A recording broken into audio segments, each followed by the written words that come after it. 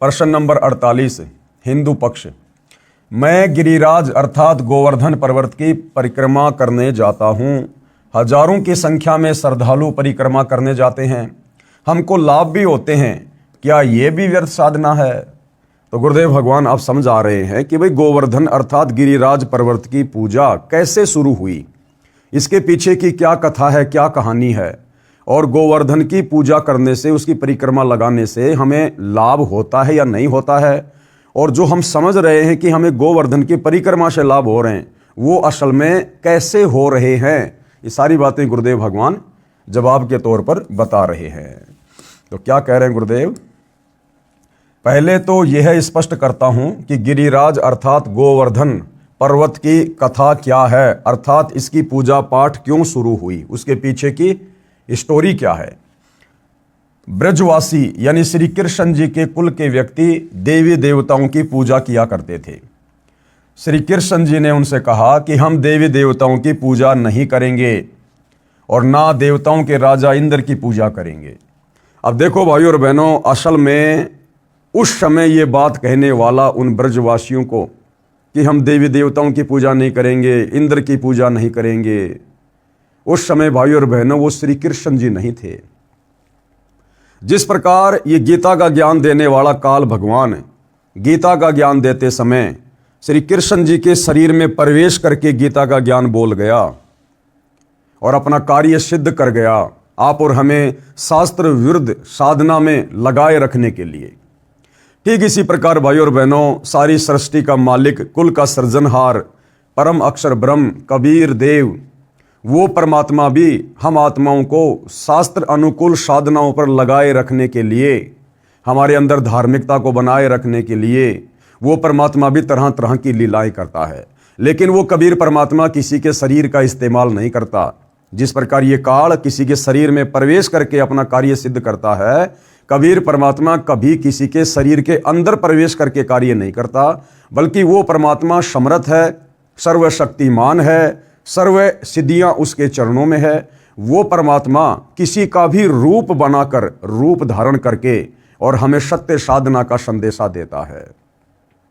तो जिस समय भाइयों और बहनों इस गिरिराज पर्वत को अर्थात गोवर्धन पर्वत को उठाया गया था, उस समय वो उठाने वाला श्री कृष्ण नहीं था।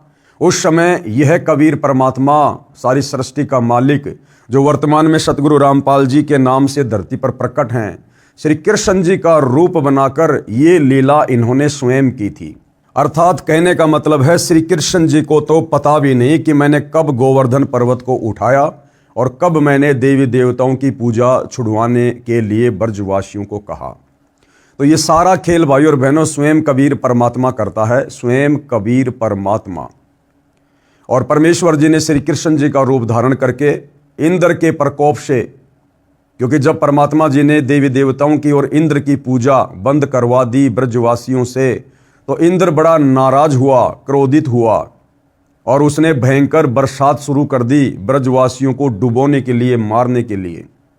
लेकिन कबीर परमेश्वर जी ने श्री कृष्ण जी का रूप धारण करके और अपनी उंगली के ऊपर गोवर्धन पर्वत को उठाकर समस्त ब्रजवासियों को गोवर्धन पर्वत के नीचे आने के लिए कहा।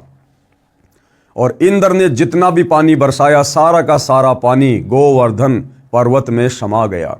तो ये लीला भाइयों और बहनों कबीर परमेश्वर जी की थी, इन आधे अधूरे देवी देवताओं की भक्ति साधना छुड़वाने की। लेकिन दुर्भाग्य इस बात का है कि फिर से उन वृंदावन वासियों ने, उन ब्रजवासियों ने फिर से उन्हीं देवी देवताओं की शास्त्र विरुद्ध भक्ति साधना करनी शुरू कर दी, जिस भक्ति साधना को परमेश्वर जी ने श्री कृष्ण जी का रूप बनाकर छुड़वाया था। क्या कह रहे हैं गुरुदेव भगवान? श्री कृष्ण ने उनसे कहा कि हम देवी देवताओं की पूजा नहीं करेंगे, न देवताओं के राजा इंद्र की पूजा करेंगे, हम परमात्मा की पूजा करेंगे। किसकी करेंगे? परमात्मा की। अगर श्री कृष्ण जी होते उस समय भाइयों और बहनों गोवर्धन पर्वत को उठाने वाले और देवी देवताओं की पूजा छुड़वाने वाले, तो श्री कृष्ण जी भला कौन से परमात्मा की पूजा करवाएंगे? श्री कृष्ण जी को तो पता ही नहीं कि परमात्मा है कौन, उसकी पूजा विधि क्या है। अरे ब्रह्मा विष्णु महेश जी को अपने पिताजी का नहीं पता ब्रह्मा विष्णु महेश को तत्व ज्ञान नहीं, परमात्मा के विषय में जानकारी नहीं, तो भला उनके अंश अवतार श्री कृष्ण जी को कैसे पता चले कि परमात्मा कौन है, भगवान कौन है और किसकी पूजा करनी चाहिए। तो उस समय श्री कृष्ण जी के रूप में स्वयं कबीर परमेश्वर जी थे और क्या कहा, हम परमात्मा की पूजा करेंगे। देवताओं के राजा इंद्र की भी पूजा बंद कर दी और इंद्र ने प्रतिशोध लेने के लिए मूसलाधार बारिश शुरू कर दी ब्रज नगरी को डुबोने के मकसद से।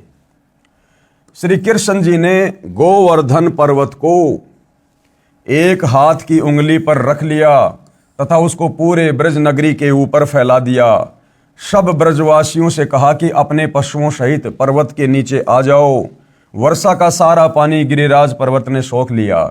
इंद्र की हार हुई और देवी देवताओं की पूजा बंद कर दी। उस गोवर्धन पर्वत को पुनः यथास्थान पर रख दिया गया। किसके द्वारा? श्री कृष्ण रूप में परमेश्वर कबीर जी के द्वारा। क्योंकि भाइयों और बहनों, ये सूक्ष्म वेद है। आप जी जब तक सतगुरु रामपाल जी के सत्संग यूट्यूब पर सुनना शुरू नहीं करेंगे तब तक आपको ये बातें बिल्कुल भी जचने वाली सी महसूस नहीं होंगी, परंतु ये सत्य कथा है, यथार्थता यही है। विचार करो अब गुरुदेव क्या कह रहे हैं। हिंदू समाज गोवर्धन यानी गिरिराज की परिक्रमा करते हैं और पूजा देवी देवताओं की करते हैं। इससे तो भगवान विष्णु उर्फ श्री कृष्ण जी सख्त नाराज होता है।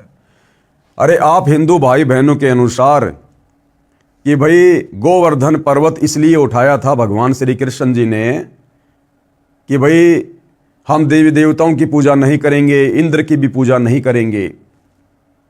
तो आप लोगों की बात अगर माने तो श्री कृष्ण जी ने तो देवी देवताओं की पूजा छुड़वाई थी, ये शास्त्र विरुद्ध साधना छुड़वाई थी और आप लोगों ने उसी पर्वत की परिक्रमा लगानी शुरू कर दी। उन देवी देवताओं से भी नीचे गिरी हुई साधना शुरू कर दी। अरे देवी देवता कुछ तो लाभ दें, वो पर्वत, वो पत्थर का टुकड़ा भला क्या लाभ देगा। तो आप वर्तमान हिंदू समाज की इस प्रकार की पूजा पाठ से जो कि शास्त्र विरुद्ध है, आपके श्री कृष्ण जी भी आपसे नाराज हैं, नाराज, और आप जाते हो वहां पर लाभ प्राप्त करने के लिए। इससे तो भगवान विष्णु उर्फ श्री कृष्ण जी सख्त नाराज होता है। यह परिक्रमा व गोवर्धन पूजा करके तो आप भगवान श्री कृष्ण जी को चिढ़ाने यानी खिजाने यानी अपमान करने जाते हैं। यानी आपके भगवान ने जिस कार्य के लिए मना किया, आप वहां पर उसी कार्य को करने जा रहे हैं, तो आप तो वहां जाकर श्री कृष्ण जी को अपमानित करने के लिए जा रहे हैं। शास्त्रोक्त साधना न होने के कारण यानी गोवर्धन पर्वत की परिक्रमा शास्त्रों के अनुसार न होने के कारण लाभ तो मिलता नहीं, बल्कि परिक्रमा के समय यानी चक्कर लगाते समय पैरों के नीचे असंख्यों कीड़े मकोड़े जीव जंतु मरते हैं। वह पाप अवश्य लगता है, यानी उनका पाप आपके भाग्य में लिख दिया जाता है।